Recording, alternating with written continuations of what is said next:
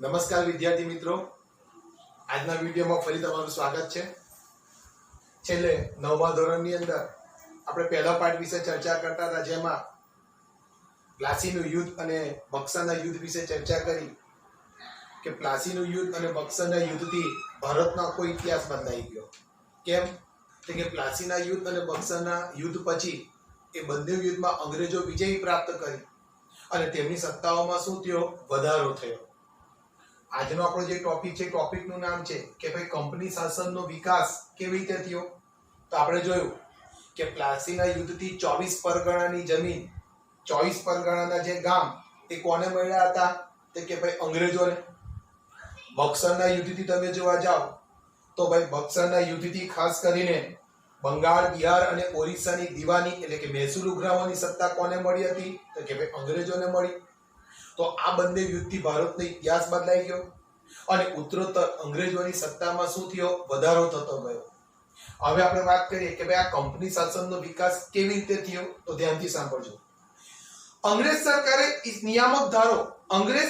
નિયામક ધારો ઈસવીસન 1773 માં પસાર કર્યો, જે કાયદા પ્રમાણે બંગાળના ગવર્નરને ગવર્નર જનરલ બનાવી કંપનીના વ્યાપારી અને રાજકીય હિતો તથા પ્રવૃત્તિને તેના સીધા અંકુશ નીચે મૂક્યા અને તેની નીચે મુંબઈ મદ્રાસના ગવર્નર અને તેની કાઉન્સિલને પણ મૂકવામાં આવ્યું।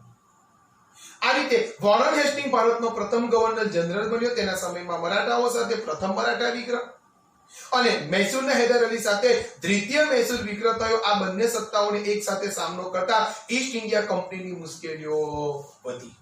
ત્યાંથી સાંભળજો કે ભાઈ હવે અંગ્રેજોની સત્તામાં વધારો થયો એટલે અંગ્રેજોએ શું કર્યું, તો કે અંગ્રેજ સરકારે નિયામક ધારો પસાર કર્યો। નિયામક ધારો એટલે શું, કઈ સાલમાં પસાર કર્યો, તો નિયામક ધારો તમે જોવા જાવ 1773 માં શું કરવામાં આવ્યો, પસાર કરવામાં આવ્યો। આ નિયામક ધારો શું છે, તો કે નિયામક ધારો એટલે કે જે કાયદા પ્રમાણે અત્યાર સુધી ગવર્નર જે હતો એ બંગાળના ગવર્નરને શું કરવામાં આવ્યો, તો કે ગવર્નર જનરલ બનાવી દેવામાં આવ્યો। અત્યાર સુધી માત્ર ગવર્નરની જે પોસ્ટ હતી એનાથી સૌથી ઉપરની એક પોસ્ટ કઈ બનાવવામાં આવી, ગવર્નર જનરલ।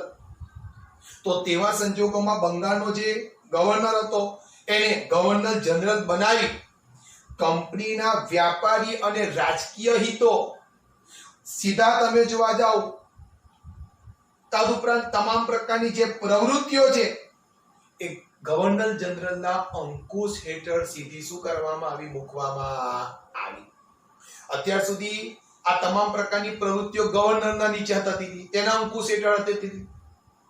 તેના બદલે હવે ઈસવીસન 1773 માં નિયામક ધારો પસાર કરવામાં આવ્યો, જે નિયામક ધારાના કાયદા પ્રમાણે બંગાળના ગવર્નરને ગવર્નર જનરલ બનાવવામાં આવ્યો અને એ ગવર્નર જનરલના અંકુશ હેઠળ કંપની શાસનના તમામ વ્યાપારી હિતો સાથે સાથે રાજકીય હિતો અને તમામ પ્રકારની પ્રવૃત્તિઓને મૂકવામાં આવી।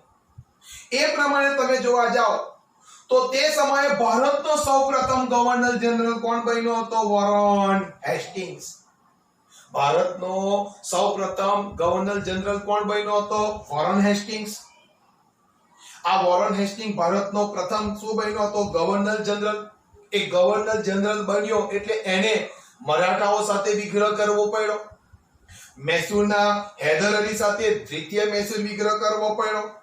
પરિણામે બંને મરાઠા સત્તા અને સાથે સાથે હૈદર અલી સાથેની સીધા સંપર્કમાં એટલે કે સીધા વિગ્રહના કારણે ઈસ્ટ ઇન્ડિયા કંપનીની મુશ્કેલીઓ વધી ગઈ। કેમ, આ બાજુ મરાઠા પણ શક્તિશાળી હતા, આ બાજુ મૈસૂરનો જે નવાબ હતો, જે રાજા હતો હૈદર અલી, એ હૈદર અલી જે સુલતાન હતો એ સુલતાન પણ બહુ સાહસિક હતો। આ બધે સાથે વોરન હેસ્ટિંગને સીધો શું કરવા પડ્યો, વિગ્રહ કરવા પડ્યા। પરિણામે ઈસ્ટ ઇન્ડિયા કંપનીની મુશ્કેલીઓ શું થઈ ગઈ, વધી ગઈ।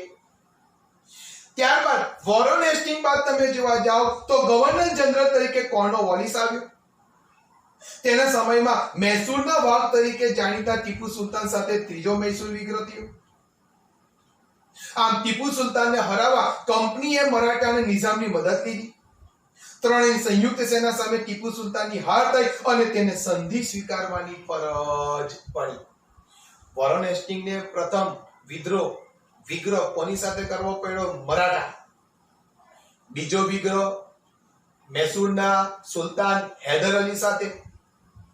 હવે તમે જોવા જાઓ વોરન હેસ્ટિંગ ગયા પછી તમે જોવા જાઓ તો વોરન હેસ્ટિંગ બાદ કોણ આવ્યો? કોર્નવાલિસ, જે ભારતનો બીજો ગવર્નર જનરલ બન્યો. તેના સમયની વાત કરવામાં આવે તો તેના સમયમાં મૈસૂરના વાઘ તરીકે કોણ ઓળખાતો હતો? ટીપુ સુલતાન.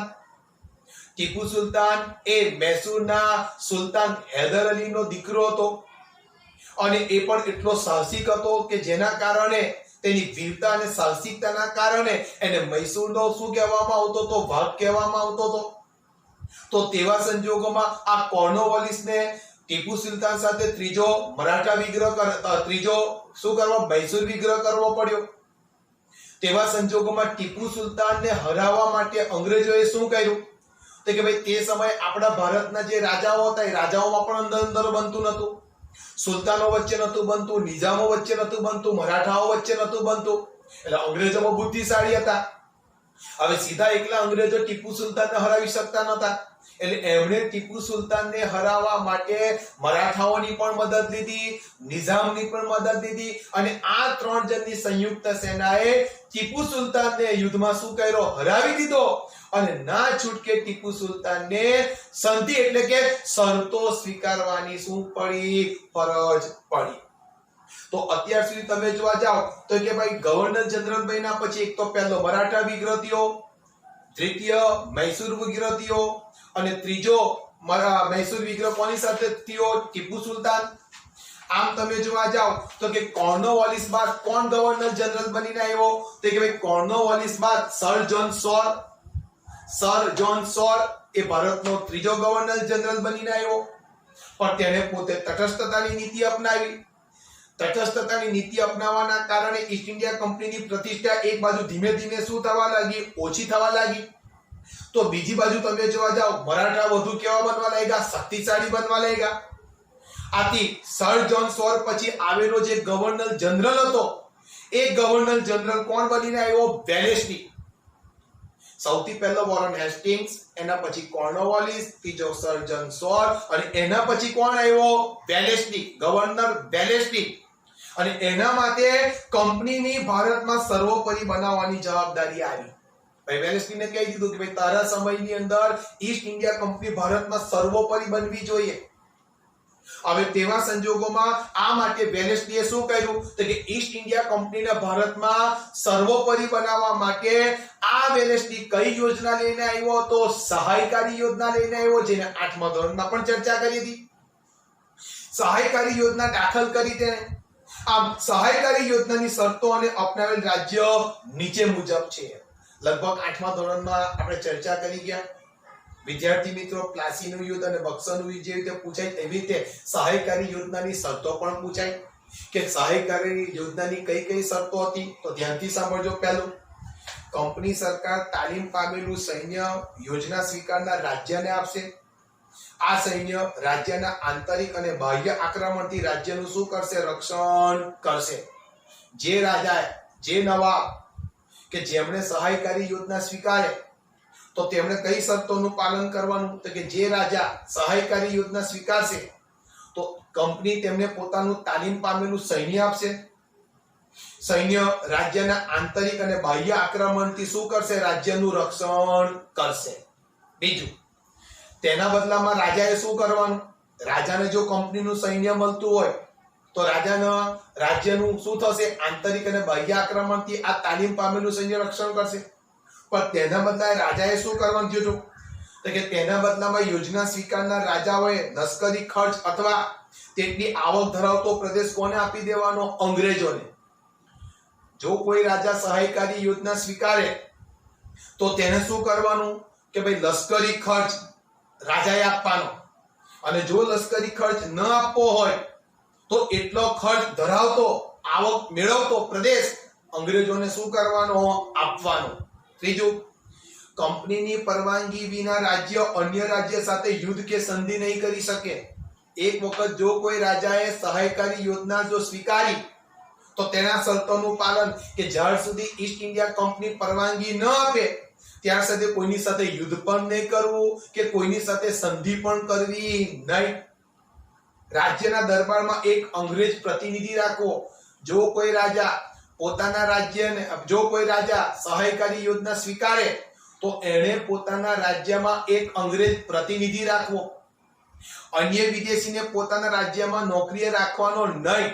અંગ્રેજ સિવાય બીજો કોઈ વિદેશી વ્યક્તિ રાજાએ પોતાના રાજ્યમાં નોકરીએ રાખવાનો નહીં.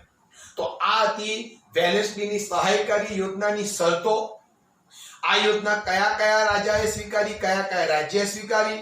તો એક તો પહેલું નિઝામ, મૈસૂર, અવધ, ગાયકવાડ, સિંધિયા, ભોંસલે અને હોલકર, આ બધા રાજાઓએ વેલેસ્લીની આ સહાયકારી યોજના સ્વીકારી અને આ વેલેસ્લીની સહાયકારી યોજનાનો તે લોકો ભોગ બન્યા. આ યોજના એક મીઠા ઝેર સમાન હતી. આ યોજના કેવી હતી? સ્લો પોઈઝન, મીઠું ઝેર. તદુપરાંત આ યોજનાનો અમલ કરી વેલેસ્લીએ ઘણા પ્રદેશો ઈસ્ટ ઇન્ડિયા કંપનીમાં જોડી દીધા. આમ ગવર્નર જનરલ વેલેસ્લીએ ટીપુને સહાયકારી યોજના સ્વીકારવા જણાવ્યું, જેનો તેણે ઇનકાર કર્યો.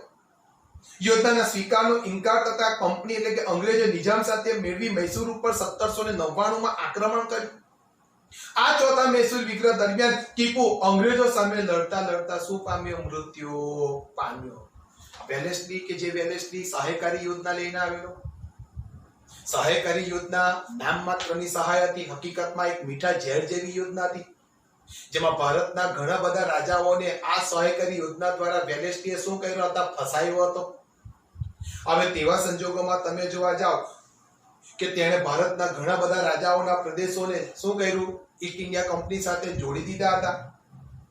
હવે તેવા સંજોગોમાં ગવર્નર જનરલ વેલેસ્લીએ ટીપુ સુલતાનને પણ આ સહાયકારી યોજના સ્વીકારવાની ફરજ પડી કે ભાઈ તારે પણ આ યોજના શું કરવી પડશે? સ્વીકારવી પડશે. પણ ટીપુ સુલતાને સહાયકારી યોજના સ્વીકારવાની શું કરી? ના પાડી. એટલે વેલેસ્લીએ શું કર્યું કે ભાઈ તે સમયે નિઝામ સાથે મળીને આ વેલેસ્લીએ ટીપુ સુલતાનના રાજ્ય ઉપર શું કર્યું? આક્રમણ કર્યું. પરિણામે મૈસૂર ઉપર 1799 માં આક્રમણ થતા આ ચોથા મૈસૂર વિગ્રહની અંદર ટીપુ સુલતાન યુદ્ધ લડતા વેલેસ્લીના હાથે શું થયું? કે વેલેસ્લીને સાથે શું થઈ ગયું? મૃત્યુ પામ્યું. વેલેસ્લી સાથે ચોથા મૈસૂર વિગ્રહમાં ટીપુ સુલતાન લડતા શું થઈ ગયા? મૃત્યુ પામ્યા હતા. આમ વેલેસ્લી બાદ તમે જોવા જાઓ તો કે વેલેસ્લી બાદ ભારતમાં ગવર્નર જનરલ તરીકે કોણ આવ્યો? તે કે ભાઈ હેસ્ટિંગ્સ આવ્યો. તેણે નેપાળ સાથે યુદ્ધ કરી ગુરખાઓને લશ્કરમાં શું કર્યા? સામેલ કર્યા.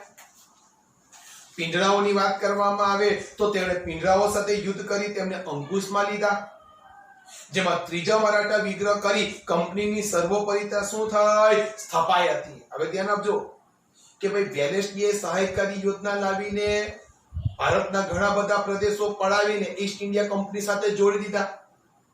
છેલ્લે મૈસૂરના વાવ તરીકે ઓળખાતા ટીપુ સુલતાનને પણ ચોથા મૈસૂર વિગ્રહમાં યુદ્ધમાં હરાવી તેને મારી નાખ્યો. હવે વોરન હેસ્ટિંગ પછી તમે જોવા જાવ, વેલેસ્લી બાદ તમે જોવા જાવ તો ગવર્નર જનરલ બનીને કોણ આવ્યો? હેસ્ટિંગ્સ. હવે એણે કોની સાથે યુદ્ધ કર્યું? નેપાળ. અને નેપાળમાં યુદ્ધ કરી તમે જોવા જાવ નેપાળને યુદ્ધમાં હરાવી અને નેપાળના ગુરખાઓને પોતાના લશ્કરમાં શું કર્યા? સામેલ કર્યા. નેપાળના ગુરખાઓને હરાવીને હવે પિંજરા પણ એક જાતિ છે. આ પિંજરાઓને પણ શું કર્યા? યુદ્ધમાં હરાવીને તેમને પણ અંકુશમાં લીધા. અને ત્રીજા મરાઠા વિગ્રહ કરી ભારતની અંદર હેસ્ટિંગ્સે ઈસ્ટ ઇન્ડિયા કંપનીને શું બનાવી? સર્વોપરી બનાવી. વિલિયમ બેન્ટિંગ ભારતના અગાઉના ગવર્નર જનરલની સરખામણીમાં ઉદાર ગવર્નર જનરલ તરીકે ઓળખાય. અગાઉના ગવર્નર જનરલોએ અપનાવેલી સામ્રાજ્યવાદી નીતિથી રાજ્યમાં જે અસંતોષ ઉભો થયો હતો તે અસંતોષમાંથી એકતા ઊભી ન થાય તે માટે તેણે ઉદારમતવાદી કાર્યો કર્યા. હવે વાત કરીએ તો કે ભાઈ ભારતની અંદર હવે હેસ્ટિંગ્સ પછી ગવર્નર જનરલ કોણ બનીને આવ્યો? William Bentinck. આ વિલિયમ બેન્ટિંગ તમે જોવા જાઓ અત્યાર સુધી ભારતમાં જેટલા પણ ગવર્નર જનરલો આવ્યા એ તમામ પ્રકારના ગવર્નર જનરલની અંદર તમે જોવા જાઓ બધા કરતા ઉદાર ગવર્નર જનરલ તરીકે જો કોઈ હોય તે કોણ હતો? તો કે ભાઈ વિલિયમ બેન્ટિંગ હતો. કેમ ભાઈ? એને ઉદારમતવાદી કાર્યો કર્યા. એને ખબર હતી કે અગાઉના આવેલા ગવર્નર જનરલોએ જે સામ્રાજ્યવાદી નીતિ અપનાવી હતી, જેમાંથી ઘણા બધા ભારતના રાજાઓના રાજ્ય પડાવી લીધા હતા, એનાથી રાજાઓમાં તદુપરાંત પ્રજામાં શું હતો? અસંતોષ ઉભો થયો હતો. એને એવું થયું કે જો આ અસંતોષમાંથી ભારતના રાજાઓ જો એક થઈ ગયા, ભારતની પ્રજા જો એક થઈ ગઈ, તો અંગ્રેજો સામે ઈસ્ટ ઇન્ડિયા કંપનીની આ સર્વોપરિતાનો અંત આવશે. એટલે એણે રાજાઓ અને પ્રજામાંથી અસંતોષ દૂર કરવા માટે ભારતમાં ઉદારવાદી કાર્યો કર્યા. એટલે તેને ઉદાર ગવર્નર જનરલ તરીકે ઓળખવામાં આવે છે. અગાઉના ગવર્નર જનરલ કરતા એ ખૂબ જ ઉદાર હતો. એણે ઉદારવાદી કાર્યો કર્યા. આમ ભારતના માટે વાત કરવામાં આવે તો ગવર્નર જનરલ તરીકે ડેલહાઉસી આવ્યો 1848 માં. તે ઉગ્ર સમાજવાદી માનસ ધરાવતો હતો. તેણે સામ્રાજ્યવાદી નીતિને પોષવા અને કંપનીનો રાજ્ય વિસ્તાર વધારવા જીત, જપ્તી અને ખાલસા નીતિ શું કરી? અપનાવી. તમે જોવા જાઓ કે ભાઈ હવે વિલિયમ બેન્ટિકની જગ્યા પર ગવર્નર જનરલ કોણ બનીને આવ્યો? ડેલહાઉસી. આ ડેલહાઉસી 1848 માં ગવર્નર જનરલ બની ભારતમાં આવ્યો. એને ઉગ્ર સામ્રાજ્યવાદી નીતિ અપનાવી. જેમ બને તેમ ઈસ્ટ ઇન્ડિયા કંપનીનું સમગ્ર ભારતમાં સામ્રાજ્ય ફેલાવવું જોઈએ. એની માટે તમે જોવા જાઓ તો એને કઈ પદ્ધતિ અપનાવી? તો કે રાજાઓનું ના માને તેની સામે યુદ્ધ કરવા, યુદ્ધ જીતવા, જે તે રાજ્યનો પ્રદેશ શું કરવા? જપ્તી એટલે કે પડાવી લેવો. ખાલસા નીતિ એટલે કે રાજ્યોને ખાલસા કરવા, આ નીતિ અપનાવી.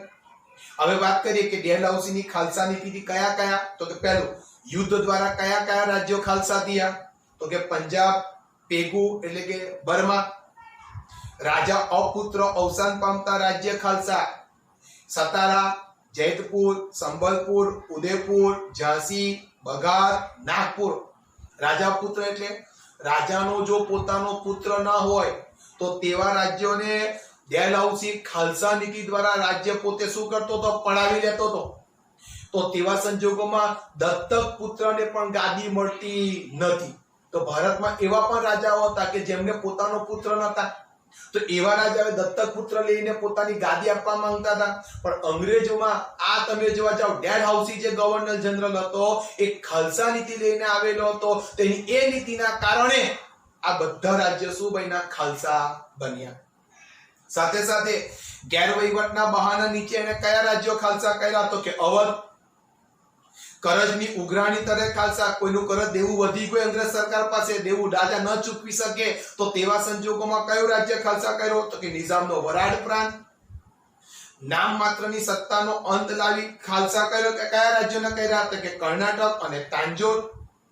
હવે વાત કરીએ તો કે ભાઈ ડેલહાઉસી સામ્રાજ્યવાદીની સાથે સુધારાવાદી પણ હતો. ભલે Dalhousie, a very most big question, કે ડેલહાઉસી એક સામ્રાજ્યવાદી હોવા છતાં તેને એક સુધારાવાદી કેમ કહેવામાં આવે છે? તો વિદ્યાર્થી મિત્રો જવાબ સાંભળજો કે તે સામ્રાજ્યવાદી હતો પણ સાથે સાથે સુધારાવાદી હતો. કેવી રીતે? તો કે તેના સમયમાં જ ભારતમાં પ્રથમ રેલવે ઈસવીસન 1853 માં મુંબઈ અને થાણા વચ્ચે શરૂ થઈ. આજે અંગ્રેજોની અંદર ડેલહાઉસીની વાત કરીએ તો એમણે અંગ્રેજોનો ઝડપથી વિકાસ થાય, સામ્રાજ્યવાદ ફેલાય, એટલે પોતાના લાભ માટે એણે 1853 માં મુંબઈ અને થાણા વચ્ચે શું નખાવી? રેલવે નખાવી. આ પહેલો સુધારો એણે ભારતમાં કર્યો. બીજું, તેણે ભારત અને ઇંગ્લેન્ડના તાર વ્યવહાર, જાહેર બાંધકામ ખાતાની સ્થાપના, અંગ્રેજી કેળવણીની વ્યવસ્થા વગેરેની શરૂઆત ડેલહાઉસીના સમયમાં થઈ. ભારત અને ઇંગ્લેન્ડ વચ્ચે તાર વ્યવહાર. બીજી વસ્તુ, જાહેર બાંધકામ કે જેનો ઉપયોગ બધા લોકો કરી શકે, તો જાહેર બાંધકામની સ્થાપના. ભારતમાં અંગ્રેજી શિક્ષણની શરૂઆતની વ્યવસ્થા આ ડેલહાઉસીના સમયમાં થઈ. વિધવા પુનઃવિવાહ. આપણા ભારતમાં ખાસ કરીને હિન્દુ ધર્મની અંદર, હિન્દુ સમાજમાં એક કુરિવાજ હતો કે જો સ્ત્રી વિધવા થાય તો ફરીથી લગ્ન ન કરી શકે.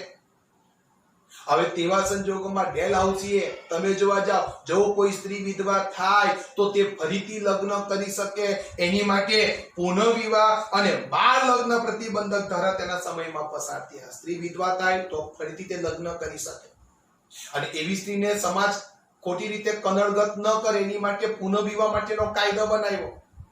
બીજો એક કુરિવાજ હિન્દુ સમાજમાં કયો હતો? બાળ લગ્ન, કે બાળ વયે બાળકના લગ્ન કરી દેવામાં આવતા હતા. તો ડેલહાઉસીએ બાળ લગ્ન ઉપર પણ શું મૂકી દીધો? પ્રતિબંધ મૂકી દીધો.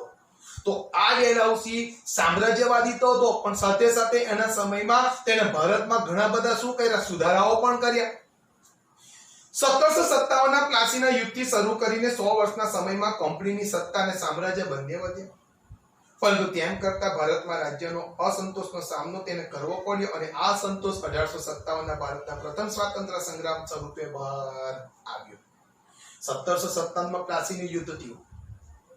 1757 ના યુદ્ધથી શરૂ કર્યું. 100 વર્ષની અંદર આ અંગ્રેજોએ સમગ્ર ભારતને પોતાનો ગુલામ બનાવી દીધો હતો. પરંતુ એ જે 1757 ના યુદ્ધથી અંગ્રેજોનું સામ્રાજ્ય વધ્યું, પરંતુ તેની સાથે સાથે ભારતના રાજાઓમાં, પ્રજાઓમાં, ખેડૂતોની અંદર શું ફેલાયેલો હતો? અસંતોષ. અંગ્રેજોએ આ પ્રજાનો અસંતોષનો પણ સામનો કરવો પડ્યો અને આ જ અસંતોષમાંથી 1857 નો સ્વાતંત્ર્ય સંગ્રામ શું થયો હતો? બહાર આવ્યો. તો વિદ્યાર્થી મિત્રો, આજના ટોપિકમાં કંપની શાસનનો વિકાસ કેવી રીતે થયો, પ્રથમ ગવર્નર જનરલ કોણ આવ્યો, કયા ગવર્નરે શું કામ કર્યું, કેવી રીતે પોતાનું કંપની શાસનનો વિસ્તાર કર્યો હતો, 1757 ના પ્લાસીના યુદ્ધથી 1857 સુધીના 100 વર્ષના સમયગાળાની અંદર આ અંગ્રેજોએ સમગ્ર ભારત ઉપર ઈસ્ટ ઇન્ડિયા કંપનીનું શાસન શું કર્યું હતું? પ્રસ્થાપિત કરી દીધું. તો વિદ્યાર્થી મિત્રો, આવનાર વિડિયોની અંદર આપણે કંપની શાસનની આર્થિક અસરો, સામાજિક અસરો વિશે ચર્ચા કરીશું. ત્યાર સુધી વિદ્યાર્થી મિત્રો, હું રજા લઉં છું. નમસ્કાર.